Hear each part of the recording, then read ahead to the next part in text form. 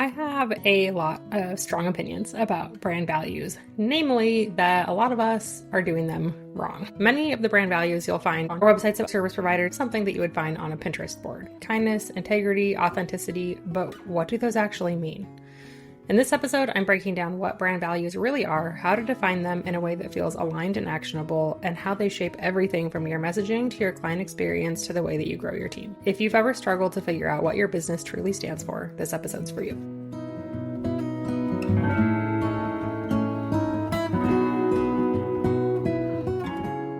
Welcome to the Six Figure Brand Podcast, where each week we're pulling back the curtain on what it really takes to build a six-figure business as an online service provider. I'm your host, Morgan. I'm a branding expert, online agency owner, mom of two, and military spouse, and I'm obsessed with helping entrepreneurs like you understand the ins and outs of branding so that you can use it to grow your business without sacrificing your sanity. Whether you're just starting out or focused on scaling, we're diving into everything you need to build a profitable and sustainable online business. Let's get to it.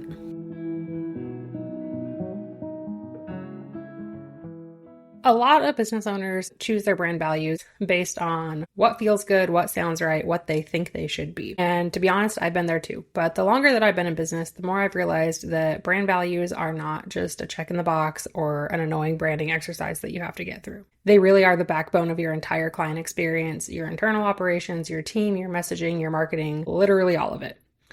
When your brand values are clear and actually used, they become the lens through which every single decision in your business is made. And when they're not, things kind of start to feel off. You get clients who are misaligned, there's tension within your team, you create content that just sounds like everyone else's, and your brand just doesn't really click the way that you want it to. This is something that I have gotten really passionate about, especially over the last couple of years. Not just choosing values that sound good, but choosing ones that actually mean something and that you can clearly show how you live those out every day in your business. Ones that you can point to and say, this is exactly how we do things around here, and that actually shows up for your clients. So in the rest of this episode, I'm going to walk you through what brand values actually are, how they help you build trust, how to go deeper than vague buzzwords, and how to identify your own values. Plus, I'm going to share how I use mine inside my business and team and how you can do the same. So let's chat really quick about what brand values even actually are. I'm sure that whenever you started your business, you knew that you needed to write some brand values and put them on your website. And they were probably things like kindness and compassion and excellence. And those are great, but we can do better. Brand values are the core beliefs and principles that guide how your business operates, both internally and externally. I think the internally part is something that we don't think about enough. And you can kind of think of them as your business's moral compass. So what do you stand for? What are non-negotiables in the way that you do business? And what do you really want to be known for? Not in the sense of, I want to be known for creating beautiful and strategic brands, but I want to be known for offering steadfast support to my clients and educating and empowering them. Those type of things. I cannot stress enough here that these are not just flowery, feel-good words that you think make you sound good. They really are meant to be the filters through which you make every single decision in your business, deliver your client experience, and how you show up online and in the world. Your brand values impact every single thing that you do in your business, from the way you write content to the offers you create, how you navigate boundaries, how you charge for your services, who you hire in your business, what kind of clients you work with. Literally every single thing can get tied back to brand values. So for example, a designer who values things like collaboration, simplicity, and intentionality would probably do things like build extra client feedback rounds into their process, recommend fewer pages on a website for clarity and to keep things concise, and use super streamlined workflows to create a calm, focused experience for their client. So that is a really Cliff Notes version of what brand values are. Now, I hope by now that you are familiar with the know, like, trust process that we focus on so much in branding. And I want to chat through the role that brand values play in that trust building phase. You will hear these like buzzwordy quotes in the online business world of people don't buy what you do, they buy why you do it. Another way to say that is people don't just buy what you sell, they buy what you stand for. And while that sounds really cheesy, I think it's true. Values are what make your business feel human. And in a very noisy, overcrowded, and sometimes kind of cold online business space, your values are what people connect with you on. We as humans are wired to work with people who share our beliefs, our worldview, our energy. It's what helps us feel safe and aligned. And whenever we're thinking about handing over potentially thousands or tens of thousands of dollars to effectively a stranger on the internet, values are something that we can use to really help humanize ourselves and let our audience know, hey, I get you and I'm your person. In order for this to be effective, it is so important that your values are first and foremost readily apparent. So I don't just mean that they're front and center on your website. I mean that you live them out in every single thing that you do every single day in your business. Not to the point of being like fake and cheesy about it, but when you choose values that are actually authentic, and this is kind of part two, that becomes pretty easy. And then second point, they need to be authentic, right? So we're not just making them up and saying, oh, well, I value giving back to my community, but that's not actually something you do. You just think that that's going to make you sound better to your audience. So we're not borrowing from what's trendy or what the right thing to do is or what you think you should do or what somebody who you admire does. These really need to be personalized and authentic to you so that then you can live them out easily and they become so obvious to your audience that it's kind of second nature. So for example, if you say that you value accessibility, but your sales process is confusing, your offers are not inclusive, your like colors and fonts that you use on your website are not accessible, that's going to erode trust really quickly. And somebody who does know what they're talking about when it comes to accessibility is going to immediately feel like you're misleading them and they're not going to hire you and they're not going to recommend their friends to hire you. On the flip side, one of my brand values for Specht Co is proactive communication. So how I live this out is that while we're working together, all of our clients receive regular email check-ins so that they're always up to date about the status of their project. We do this kind of on a weekly basis. And I am always thinking about my clients kind of in the background. And if I have like an idea for them or something made me think of them or whatever, I'm always like reaching out to them and kind of keeping that conversation going. So that is something that I kind of do naturally. And that's why it's really easy for me to live that out as a brand value. I also think that values are especially important when building a team. And I mentioned this before, I don't think that this gets talked about enough. But if the people you hire in your business, whether that's like an employee role or a contractor or whatever, they don't share your same values, it very quickly can lead to misalignment, communication breakdowns, and ultimately, if these are people who are working with your clients, a client experience that doesn't reflect what you want your brand to stand for, how you want your clients to feel, the overall experience that you're trying to create. And to use a real life example without kind of putting anyone too much on the spot, I recently joined a health coaching sort of program and I knew the gal who ran it, not super personally, but like we had kind of been in the same online sphere and I had built up trust with her just from following her on social media and like having some friends in common and that sort of a thing. And whenever I joined her group, I sent an email with some questions of like something that I thought was not working properly in the onboarding process, that I thought I should be getting something for a certain price, but it was showing up as another price. And the response I got from her team felt very out of character and not like what I would have expected from her. And to be honest, that almost made me just ask for my money back and leave the program because I was like, I don't feel like this is how I really want to be like treated whenever I reach out with questions. And I also feel like this is not in alignment with what this person has said that their brand stands for. And so it just kind of felt icky to me. And in full disclosure, they ended up like making it right and everything was fine. And I'm still happy with my purchase. But if I had not given this person the benefit of the doubt, it's really likely that I would have just like went the other way and never looked back and I would have never encouraged somebody to work with that person and I would have like left with a bad taste in my mouth. So I cannot overstate the importance of making sure that the people who are working in and on your business hopefully share your values, but if not, they at least understand them and they're taking whatever steps necessary to make sure that they are embodying those values when they're working in your business with your clients. So why am I so big on... So when we do a standout brand strategy session, we do process, mission, vision, and then next is values. That's the fourth component of your brand substance. And I have a lot of fun with these. My clients, I think, are surprised usually by how deep I ask them to go. When you do your homework for a brand strategy session, it'll say, what are some of your brand values? And usually people will list out like 10 of them.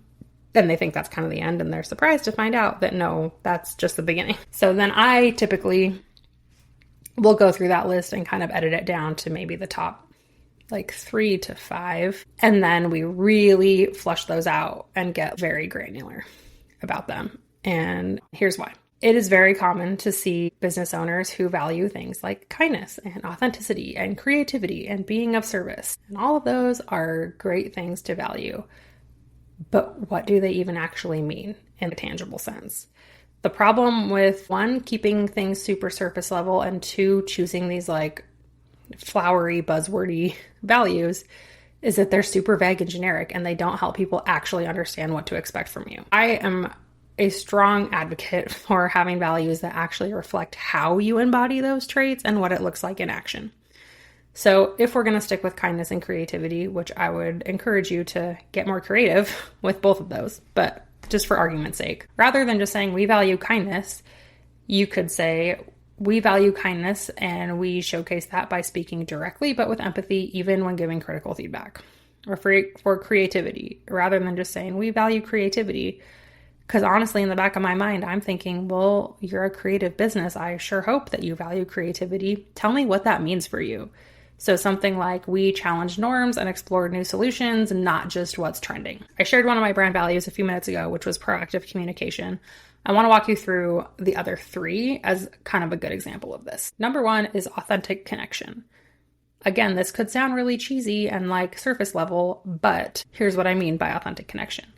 We spend a lot of time getting to know our clients personally, understanding their business, their goals, their audience, their competitors, so that we can help them bring their vision to life in the best way possible. So not only do we take the time to connect with them and help them feel supported before they hire us, but throughout the branding process, I spend many hours doing all sorts of research and talking to my clients and dissecting our calls so that we can build their brand in a way that's strategic, that's going to actually help them grow and that makes them feel like really seen and supported, versus another designer who might just say, okay, well, tell me what you want and then I'm just going to make that. So that kind of ties into both the relationships we build with our clients, but then also like connecting with them on a deeper level so that we can execute that strategy piece in such a more effective way than maybe another agency would be able to do. Our next value is steadfast support. So what I mean by this is that we genuinely welcome feedback. I've talked about this so many times on this podcast, but client feedback, even when it's constructive or critical feedback, is honestly like the most valuable thing ever in business. And we also don't place a limit on revisions or like drafts for design so that our clients are never ever going to feel rushed or pressured to make a decision. If you want to get on extra calls to chat through your design options, if you want to get on a call to chat through the last draft of designs, even though that's not really built into our process, we will do that. I've had clients get on a call with me and I'll like edit their logo for them live on Zoom so that they can chat through things in real time. Whatever it's going to take to make sure that you feel really taken care of and supported in making design decisions and brand strategy decisions for your brand, we are going to do. And so that's what I mean when I say we value steadfast support. If I left it at we value steadfast support, then I'm leaving it up to my audience to decide what that means. And their interpretation of that might not be the same as mine.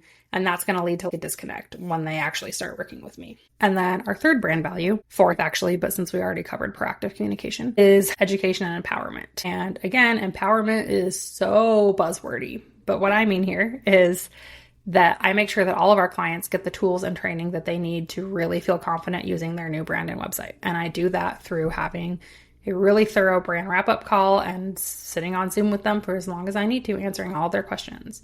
I also do it through offering ongoing support, such as the Six Figure Brand Society. So I came to this because I had heard from so many people who had worked with other designers that, okay, well, they gave me my brand kit or whatever, but I don't really know like what to do now or how I move forward. And that was something that was really important to me to bridge that gap. And so that's where this education and empowerment value came from. So hopefully that little peek behind the curtain can kind of give you like some more detailed, tangible examples of what I mean by you have to go deeper than just saying we value kindness. So now you get what brand values are and why it matters to really clearly define them.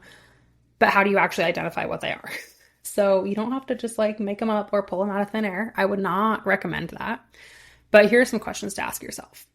What are you unwilling to compromise on in your business? So what is something that is a hard and fast, non-negotiable in the way that you do business? Is it something like, I'm never going to answer an email after 5 p.m. or I only want to work with female-owned businesses? Those are some examples. What is something that you get a ton of compliments on? So that communication piece is something that I didn't always have as like an official brand value, but I started hearing my clients mention that a ton. And so I knew that, okay, that is something that's really important to me and maybe I should incorporate that into my brand values. kind of like behaviors or ways of working with clients feel really good and natural to you versus what feels like you're kind of forcing it or is performative, right? So for me, that authentic connection piece, kind of an unspoken layer of that is that I'm going to be my real self, which means I'm not creating dancing TikToks to market my business. And when a client gets on Zoom with me and they're like, how are you doing? I'm going to tell them how I'm actually doing, even if maybe that's like not the ideal answer. And then fourth question I would say is, what kind of makes you most proud of your business, or what's something that you're really excited to tell people about in your business when you're on a discovery call or at a networking event? And the example I would use here is that steadfast support value that I just mentioned, and not limiting the rounds of revisions. That is like a big brag for me, because many designers will limit their rounds of revisions. And I've talked about this in a previous episode of like some of my unpopular opinions on online business, but that's fine that they do it that way. I get it 100%. I don't like doing it that way, and I have my own reasons for that. And that is something that I'm always super excited to talk to leads about, of, hey, here's something that sets me apart, that makes me different, and that I'm super, super passionate about.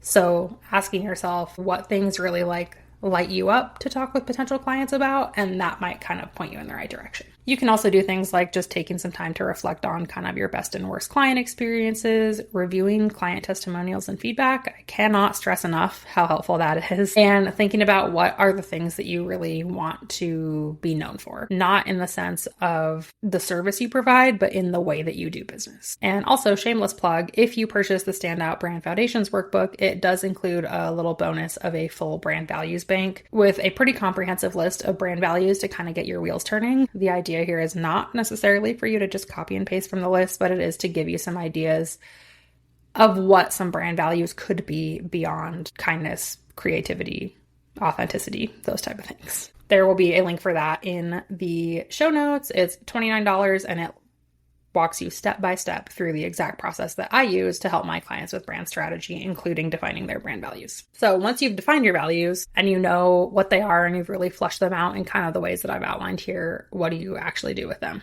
right?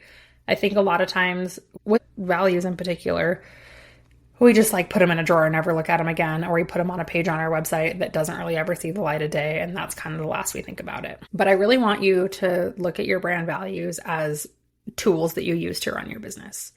So once you have your values defined, you can audit your marketing and your content and make sure that everything you're putting out in the world is aligned with those values, and that your values are coming through in your content.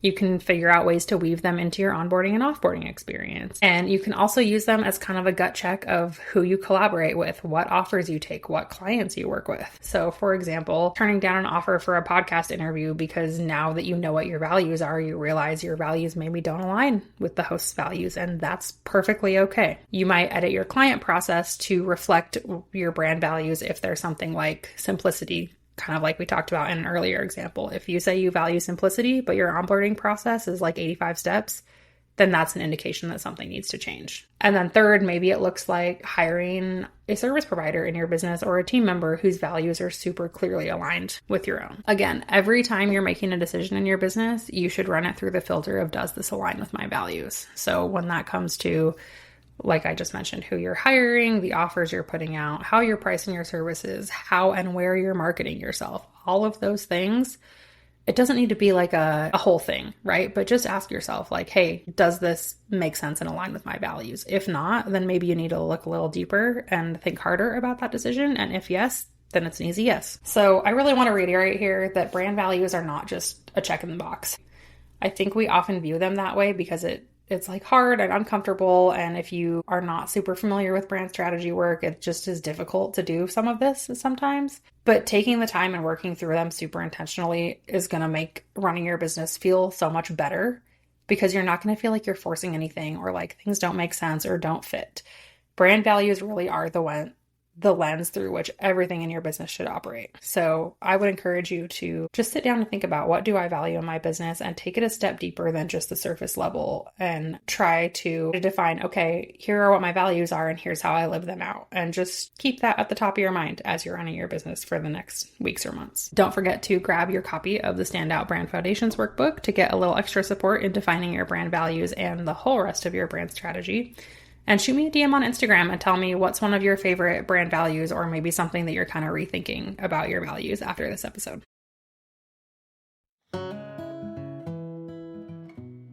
Thanks for tuning in to the Six Figure Brand Podcast. If you enjoyed today's episode, please be sure to rate the show and leave a review on whatever app you're listening on. And as a thank you, I'll send you coffee on me. Yes, I'm serious. As a smaller show for now, you taking the time to do this makes a huge impact on how we can reach more people and how I can continue to create this content for free. When you take a screenshot of your review, follow and tag me on Instagram at Specht Co. I'll send you a $5 Starbucks gift card. As always, don't forget to check out the show notes for any links or resources I mentioned during the episode. Thanks again for listening, and I'll catch you next week.